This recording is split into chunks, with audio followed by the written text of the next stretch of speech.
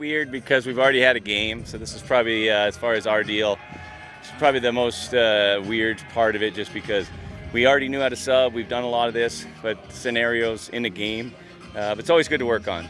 So it was good competition.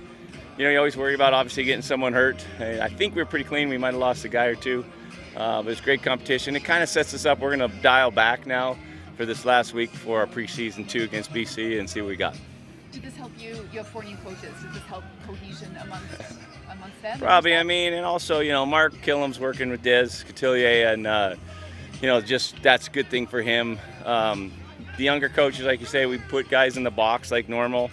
On-field things with the sideline helps. I think it's all a positive. You know, like you said, great day, decent crowd. They were pretty loud. National anthem was sung fairly well, in my opinion. At least it had some volume, better than past years. I think the people enjoyed it, and we got a lot out of it as well.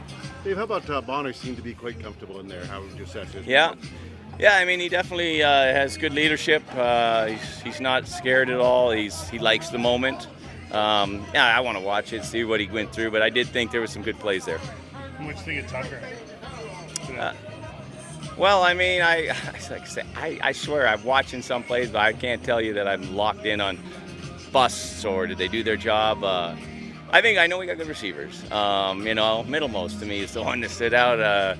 That should have never happened. We're in a scenario, and they let the top of the coverage get off. We get 50-some yards and score. That'd be a heartbreaker if you're on the other side of that in the game. Those are good things as coaches to make sure you can show them the scenarios and hope they don't happen.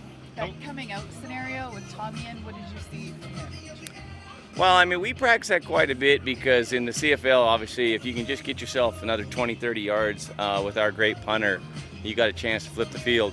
If you don't, it's almost automatic points. And, you know, you never want to punt necessarily in the end zone because of the goalposts and all that, but you only get a kickoff from the 20. So we do feel like, obviously, I don't like to give away free points as a coach, so we're going to try that scenario and get better at it.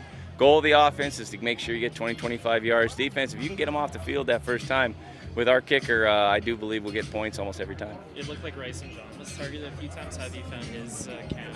Yeah, he was. You know, same thing. I'd have to look at it. I felt like he had a chance to make some catches, and you know, whether or not they were tough contested catches, it sure looked like it. But that's how you get on the field. That's how you become a starter and the guy you want. Opportunities. The quarterbacks learn to trust guys, and if they're making the play for them, they get more balls. As much as these guys want to go out and hit somebody, you don't want to clobber a teammate. Is it harder to evaluate defense in that sense?